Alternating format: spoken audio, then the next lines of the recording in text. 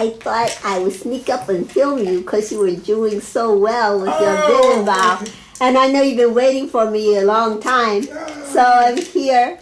Well, I'm waiting for I'm willing to wait for you for as long as it takes. Aw, You know, spoken as a true husband and friend. I stood at the mall holding your purse for these 3 hours.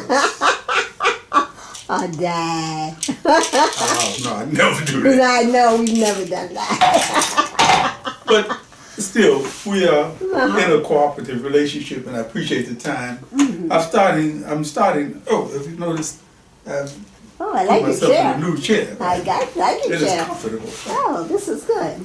Kick No, back. one of the things that we've done that I like very much is introduce whoever it is that might be tuning in on this to a relaxed style of reading. Yeah. I'm not in the one of those Library or the bookstore with some books next to me, anxiously waiting for the customers to come to buy a book so I can autograph. Or the wine and the cheese. Set. Bad cheese, terrible wine. I've been there, done that. Oftentimes, it's usually. Yeah, yes. been there. Yeah. Not As my always. partner in this, you've done a lot of that too. So, what I wanted to do today was go on to chapter 7? 7. Yes. 7's a good number. But aside from that, I would like to say something as a preface to going into that. Okay. And that is, I started reviewing in the back of my mind books and other works. I have not yet ever in America, somebody can correct me if I'm wrong, some great historian who's been following the whole thing, some literary historian, but I have not yet read a story about an African-American boy who goes to an African country, in this case Ghana, who has a relationship with 2 girls, Comfort and Grace, comes back to America, and years later, he goes at 17, he returns at 25 as a fairly mature guy who has been going to USC Film School and dealing with all that bullshit. USC Film School thinks that it always did think that it was really avant-garde. It was just as racist as all the rest of them. You know, like the Hollywood people who think, oh, we're not racist because we had Rex Ingram in a movie that we saw the other night that was so terrible. Poor guy, he had to suffer through all that crap, including Butterfly McQueen and Hattie McDaniel and all the rest of them. But anyway, anyway, I was thinking about. I was trying to Google it to see, what, putting in the right question, what African American books are there. I don't know of any. I don't know of any. I was trying to Google it to see. Okay, I don't know of anywhere as an African American male.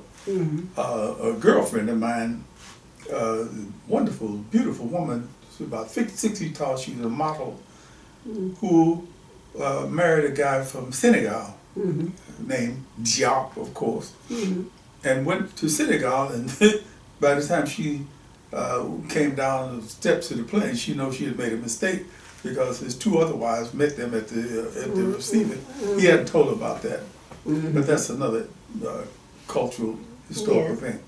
What I'm trying to say is that I have not read of an African American boy who goes to an African country, returns to America, and then goes back years later to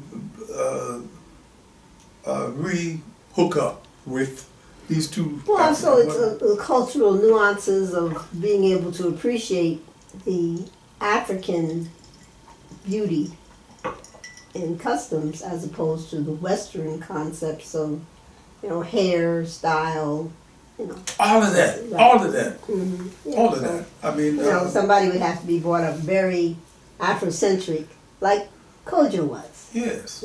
And that leads me into chapter 7. You're marvelous, darling, marvelous. Why, thank you, darling. I think in chapter 7 he's in the village now? Chapter 7. Yes. What's the name of the village? Tsito. Tsito. He goes to see the girlfriend. They have a lovely and he wants day. to go to the real Ghana, and he thinks the real Ghana is in the village. Of course it is. And he winds up in this small village, staying with his girlfriend's Aunt Eugenia. Well, you know, it was really cute how naive he was that he thought he would just get in a taxi and have him drop him off at a local village, and you know, as opposed to knowing somebody who. Yeah. Well, he knows somebody through his girlfriend. Fortunately. Yeah. By way of this note. But this note is his only connecting link. And of course, the distinctions I'm trying to make without going too deeply into it, because I can't go too deeply into it, I don't know it.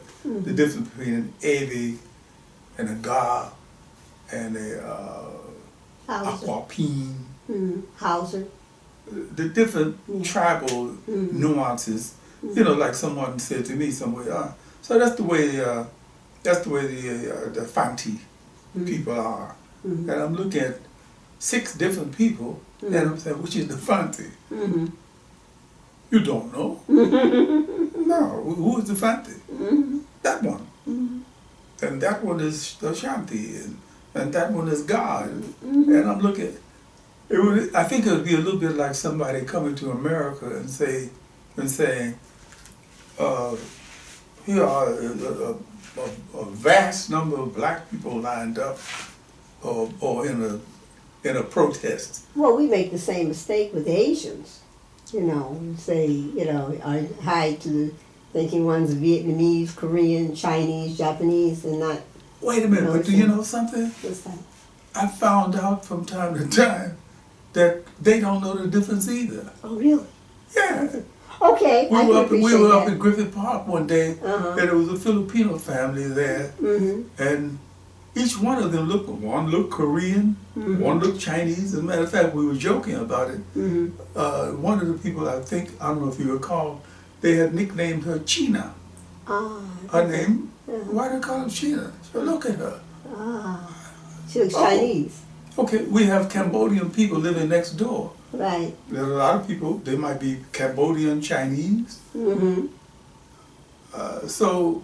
Yeah, I enjoyed a tale. A girlfriend of mine said she was at getting her nails done. She's Vietnamese, but she doesn't look traditionally Vietnamese. So the Vietnamese in the store were talking about her and didn't think she understood what they were saying. Well, look, the book is called Caste by a woman named Isabel Wilkerson that I just finished reading it. The lady across the street, who looks to me like she could be from Sierra Leone or Liberia, is from Belize, and she speaks fluent Spanish. Spanish is not the official language of Belize, so I had to tell Noveline Smith, no, that is not the official language.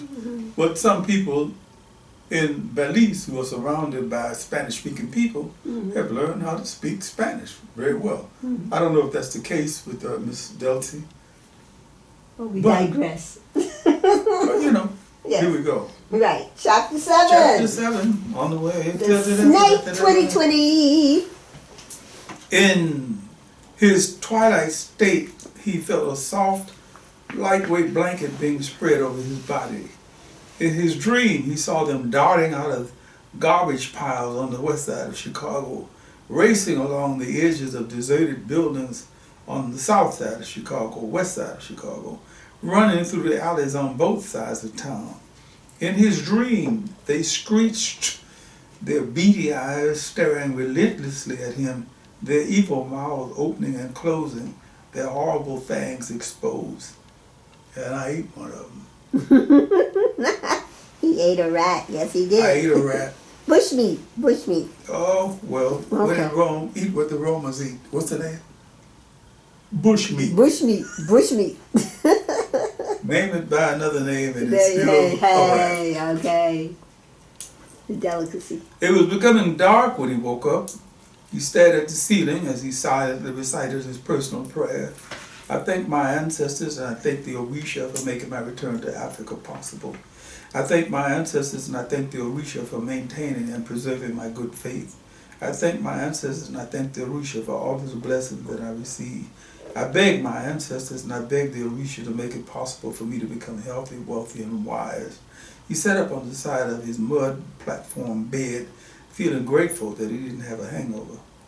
Wow, that apateshi can knock you on your ass. He stood, feeling the urge to urinate. Where did one go to piss in Tsito? He walked carefully through the rooms, guided by a flickering light from the front room. Aunt Eugenia sat near an old-fashioned oil lamp, reading her Bible. Kojo placed the camera in 2 spots. I would do her from 2 angles. First the shadows and the flickering lights, and then the close-up majesty of her face. That's the only word I can think of that would fit. She looked up at him, removed her glasses, and smiled. He returned her smile. There was no awkwardness now. It was natural within. She had become his auntie in feeling as well as title. Auntie, where? She pointed out at the door and around the hut. Oh, that's he. He strolled outside and followed the direction the finger had pointed. Around behind here, where? He followed a clearly defined footpath for 20 or 30 yards and heard the sound of the latrine before he saw it. 10 yards to one side was a well-constructed outhouse, and to the other side was a hole in the ground with a grill firmly laid across. What is that noise? Bees? Oh my God. That's the last thing I need, is to be stung by some African bees. Buzzing, the buzzing came from millions of maggots in the hole.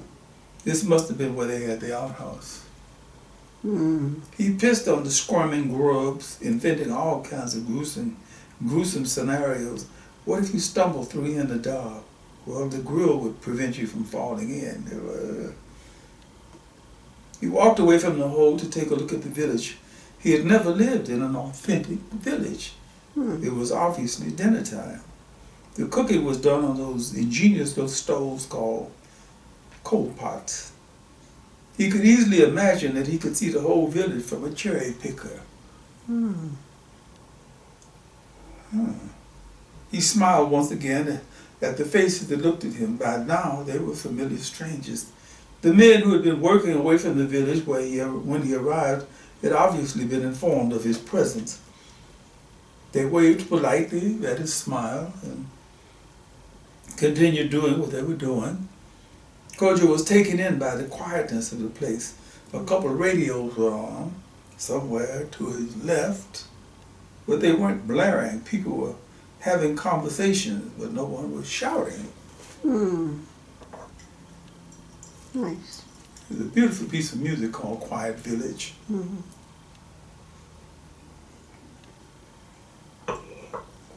That might be any quiet village anywhere. It would seem at first glance that the village was in another era. Some of the younger people, men and women, wore clothes that came straight out of the Detroit ghetto or off of the racks of a Hollywood hip-hop store. But the majority dressed it traditionally. Who straightens the woman's hair? That really puzzled him. Way out here in the sticks, in the bush, and women chemicalizing their hair. Strange. He was drawn to a bluish light at the edge of the village, a television set. Someone watched television. The television was situated on an indoor porch with young and old people occupying chairs and stools inside. One of the elders that he had met earlier in the day gestured for him to come inside. A path was cleared for him through a forest of legs, women breastfeeding babies, a chair vacated by a younger man. "You're welcome." The elder spoke gravely and turned his attention back to the television.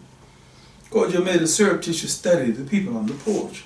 Several pretty young women caught his eye, their attention focused on the television set.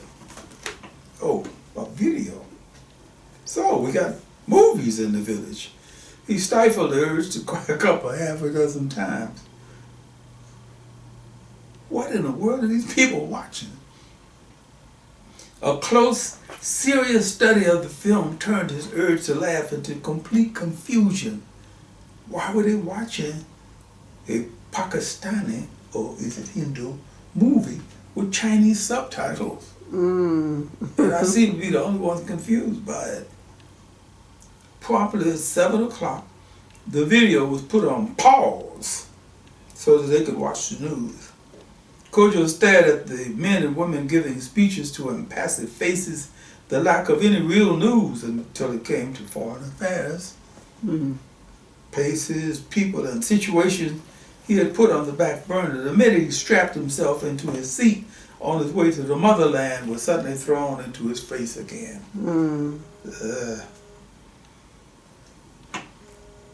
The half hour of news over, they returned to the movie. He didn't feel the urge to laugh anymore. After watching 10 minutes of foreign affairs, 10 minutes of bloodshed, mean-spirited activity by one group of human beings against another group, the Indian movie, where singing and dancing erupted without any conscious motivation, was wonderful. A wonderful alternative. After the movie, he turned to shake hands with the elder and made his way off the porch. It was dark now. The light came mostly from flickering, low-flame kerosene lamps.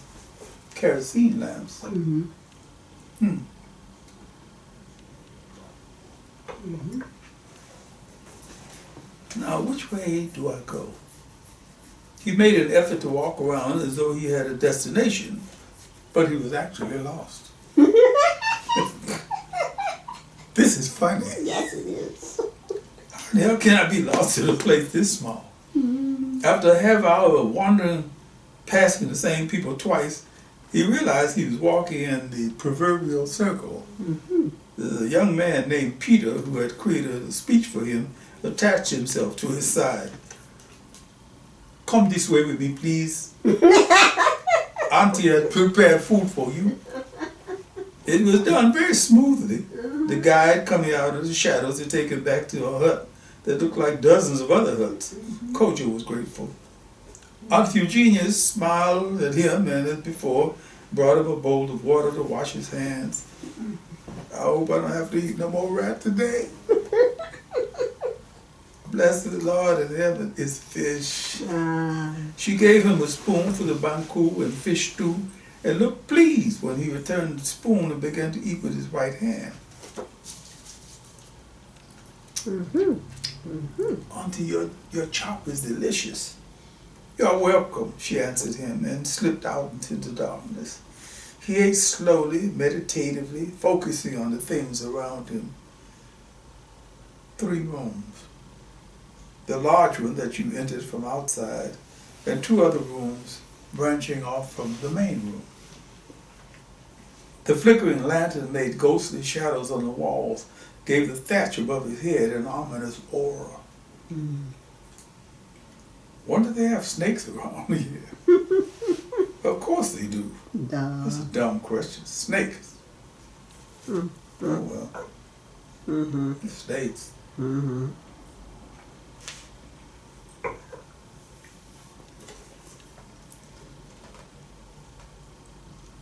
Auntie Eugenia returned with another bowl of water for him to wash his hands. She must be peeking at me from somewhere. He had hundreds of questions to ask her, but couldn't bring himself to jump into it.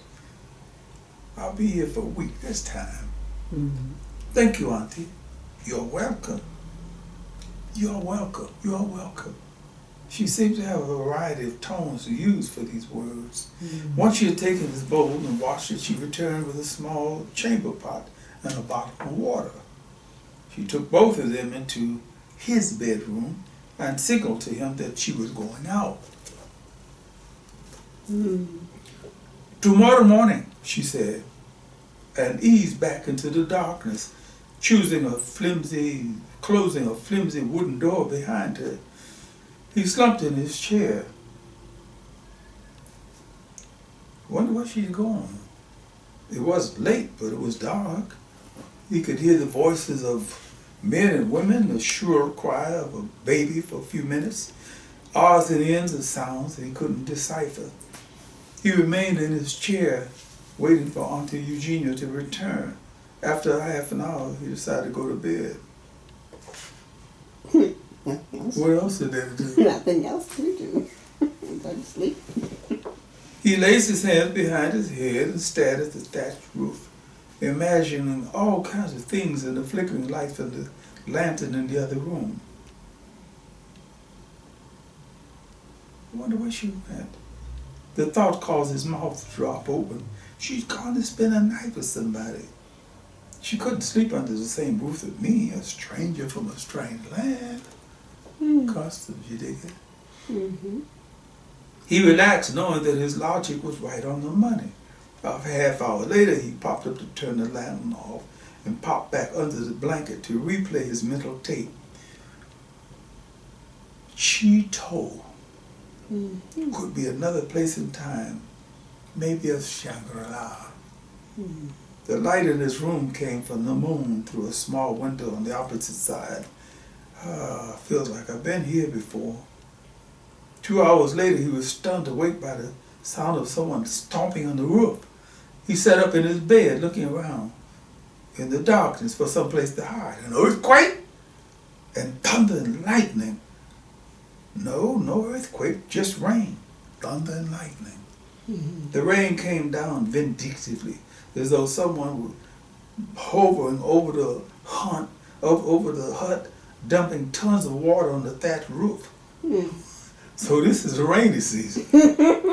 This is the rainy season. Surprise, surprise, surprise. We're prepared for that, will you, pal? The rain smashing down the roof seemed personal, made him feel vulnerable. I'm not enclosed in a stone and steel structure tonight. No Novotel over my head to protect me. He checked his watch.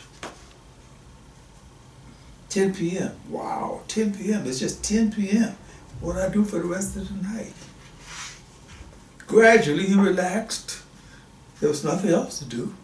The simple things he might have done at home danced through his head. Go down to the fridge, make a Gouda cheese on rye, and sip a beer. Watch television and find out what's happening all over the world. Call Akuzwa. Akuzwa Ferguson. I'm going to have to do something about that sister when I get back. The rain suddenly slackened into a steady downpour. You feel closer to stuff here. Damn, wish I could speak a little Ewe. Thoughts flickered through his mind, ideas for future projects, deals to be made, things to do, a film to be made. If I could get my hands on 5 million, that would do it. He drifted off, dollars gently floating onto his dreams. Roosters crowing and the sounds of people doing things told him a new day was here, Tuesday. Auntie Eugenia knocked softly before entering. Good morning. Good morning, Auntie. That was quite a rain we had last night. Huh?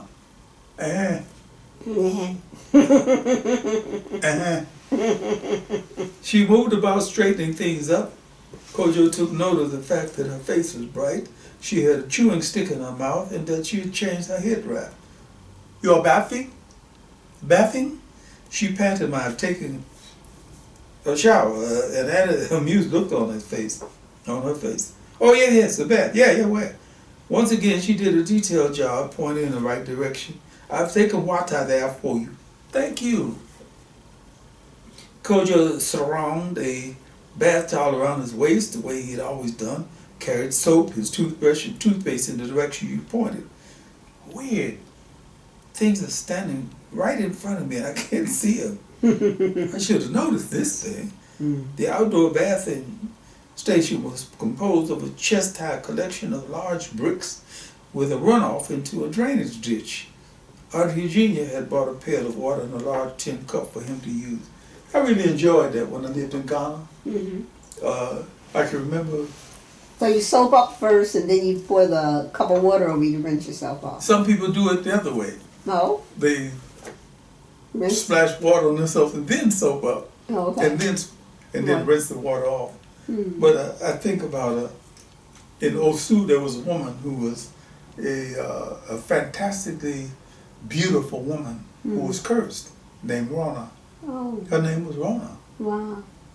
And nobody wanted to have anything to do with her because she had been cursed for doing something that was very wrong. She had been entrusted with some secret or something. Anyway, she betrayed that. And despite the fact that all the men loved to look at her, nobody would touch her, nobody would go near her. Wow. And for some reason, whenever I took my bath in this outdoor bathing thing it was just a high pile of brooks. You know, I'm not too tall, but it came up to my neck. And she walked in a very seductive way. And I'm behind these bricks showering. Right. And she would always stop and talk to me. Oh, how cute. Ah, Mr. Odie, what are you doing? You're taking your bath? I say, I'm taking my bath, right? I'm bucking naked behind me. And she knows it. You know, it wasn't anything that was lascivious, but it was so funny. And people started joking me because I called me Rona's bath boyfriend. Yeah. Rona's bath boyfriend. Yeah, she could imagine. Oh man, it was so funny. That's funny. Let's go back to Tsito.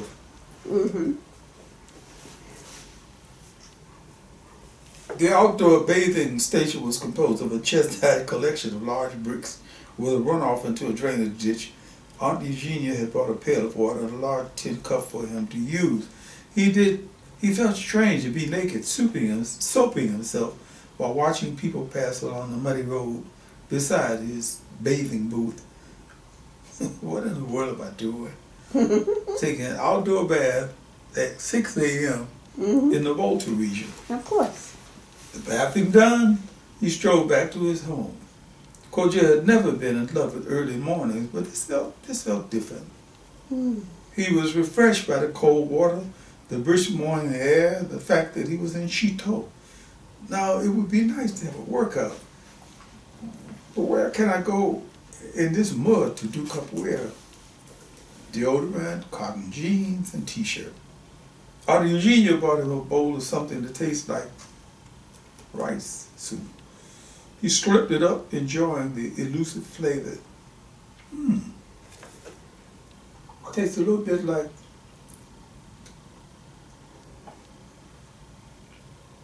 miso soup. Like miso soup. After the soup, she handed him a banana and a handful of peanuts. Thank you, Auntie. Breakfast is different things to different people, right? She must think I eat more because I'm from America. After the food, he was determined to do his exercises. Auntie, do you know of any place where I can go to work out? It was a stab in the dark that he thought she might be able to understand. You want work?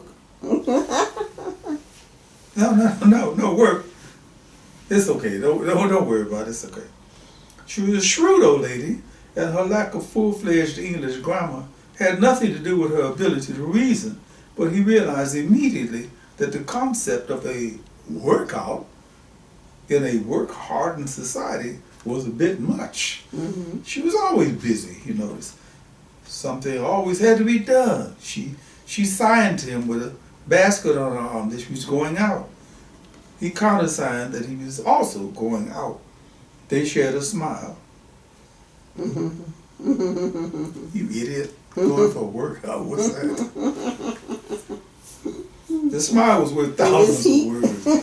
The smile, coupled to a few pertinent gestures, blazed his trail for an understanding that words would have derailed.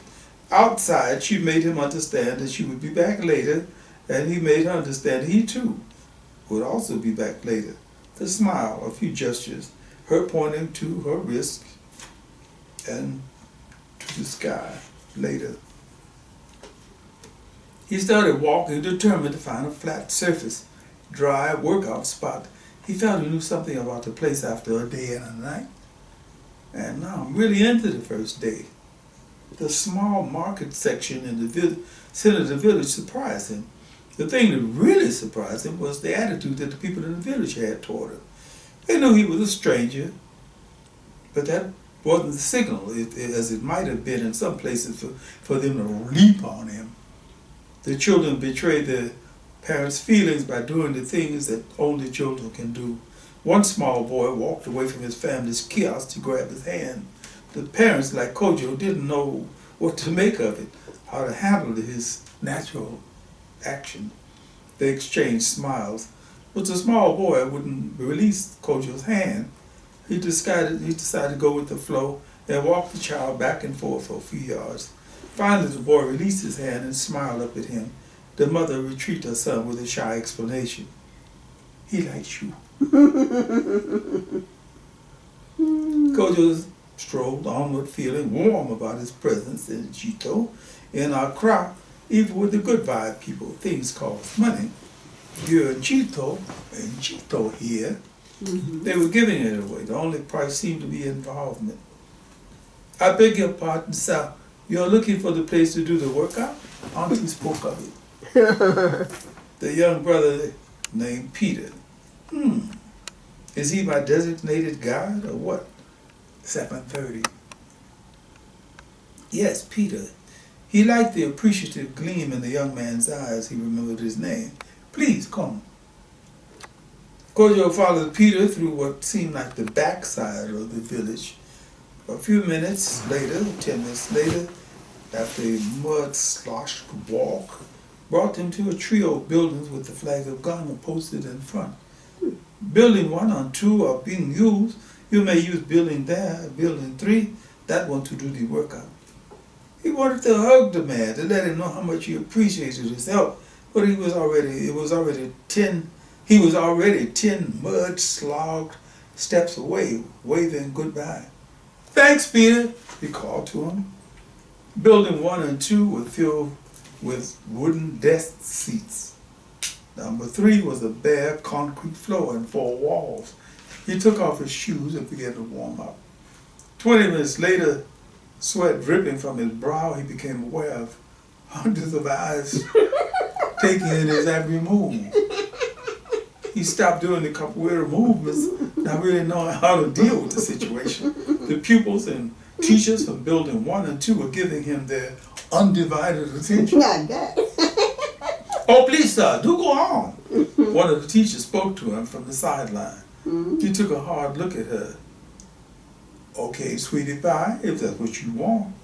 50 minutes later, after linking every movement he could think of into a sequence, he stopped and bowed to the honest applause from the children and the cutie pie. She shooed the children back into other classrooms and marched over to meet him with her right hand stuck out. That was quite impressive, Mr. Bidiako Brown. Let's see what you make of that. Oh, I see. You are from America. Guess you could say that in a roundabout way. Oh, I see. And this is Kung Fu, is it not? He found himself staring past her succulent lips into her perfectly white teeth. She sounds like somebody out of an English novel. Is that not true? No, Miss Deku. The name is Deku. He gave her the brief form of explanation about capoeira, about how it came from Angola inadvertently via the slave trade and how he got involved with it. By this time, the Ghanaian school children were doing their note lesson recitation and he was feeling the need for another shower, a bath. I find all of this perfectly fascinating, Mr. Brown. perfectly fascinating. Mm-hmm. And what do you do here, Mrs. Deku? Miss Deku. I'm the head mistress of Tsito School. She said it with such an air of self-importance that he felt like laughing, but she was obviously not into humor, so he went the straight route. Mm-hmm. Very pleased to meet you, Miss Deku. I hope you'll forgive me for disturbing your classes. Oh, no problem at all. The children need to be exposed to different new things. How about the teachers? He found the question irresistible. Miss Deku pursed her generous lips in a prissy imitation of an English school mom. Similarly. Good day, Mr. Brown. Okay. Similarly, Okay. he replied, repressing a smile. And there you have Channel 7. Oh my goodness. Is that Channel 7, did I say something? Channel 7, Chapter 7. That's all of Chapter 7. He's being introduced to a Oh. small village in Ghana, and they're being introduced to him. Oh, how And lovely. Oh, something lovely. it's gonna get fairly strange Mm-hmm. after a bit. And the village is called Shitar? Excuse me? What's the village called? Tsito. Shito. Tsito. S-H-I. No. T-S. Oh, that's right. The T is silent. T-S-I-T-O. I wanted to learn how to speak Ga in Ghana. I wanted to learn how to speak Tree. Mm-hmm. But it's really hard because the language is tonal. Mm-hmm. The language is a tone. Mm-hmm. Tree is not as tonal as Ga. Ga is very tonal. Mm-hmm. Well, you found that out when Right. we went and our friends, our two, Mm-hmm. and the wonderful Edward. minister Edward. of Bye. Riba Yes. talk to each other for our benefit in Ghana. In Ghana, they did that when we went to Yes. dinner at his house, and it was interesting because tonal languages can mean so much. I gave it up.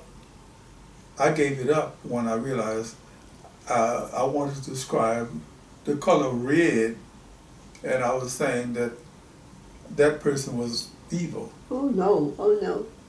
Well, can you conclude this reading with the blessing that you say at Homoa? Yeah.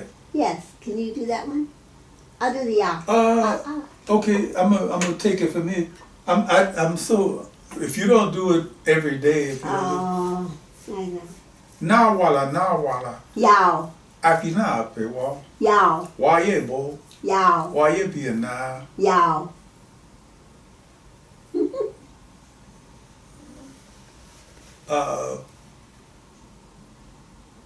alonte din ko akapo wata, Yao, na yese, yao, oyi wala don. yao. Yeah, I missed the whole middle section. Oh, well, maybe What you're referring to, and I have to explain it, Uh-huh. is that I was trying to learn Ga in Ghana, Mm-hmm. and I ran into this perfectly marvelous grammar school teacher who said, well, I can teach you the Ga.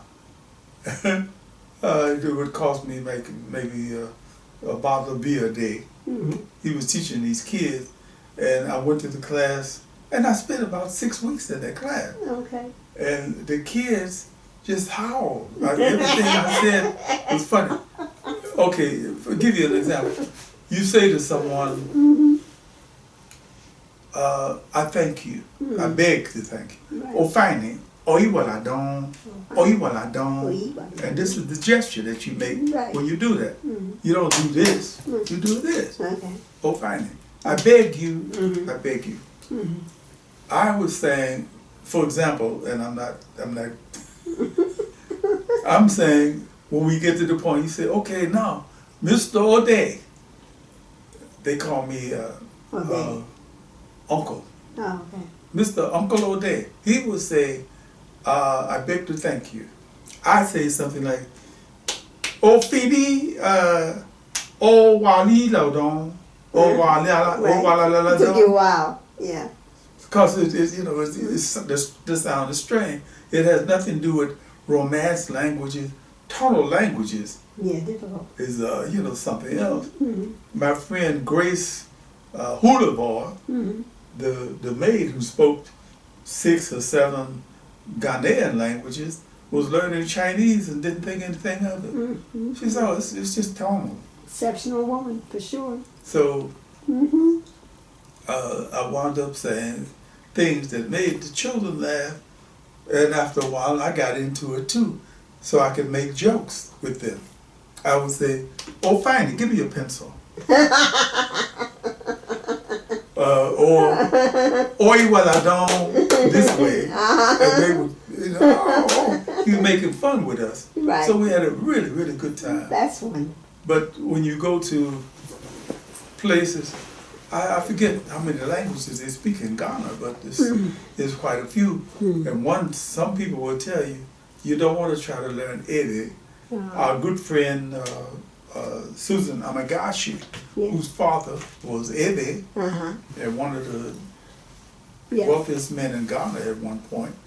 I believe he was one of the first people to make a swimming pool in West Africa. Gotcha. That's how much money he had. Yeah. But she talked about what it was like as the daughter of a Ewe man whose wife was an English woman, and what kind of fun that was to listen to them talk to each other.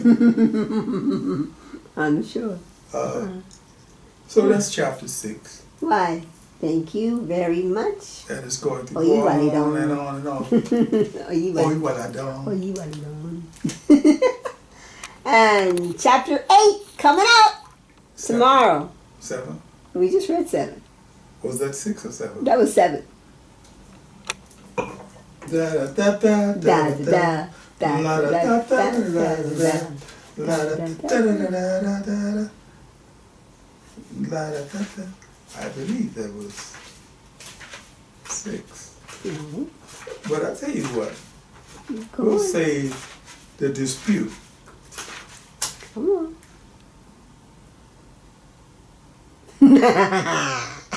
We'll save the dispute.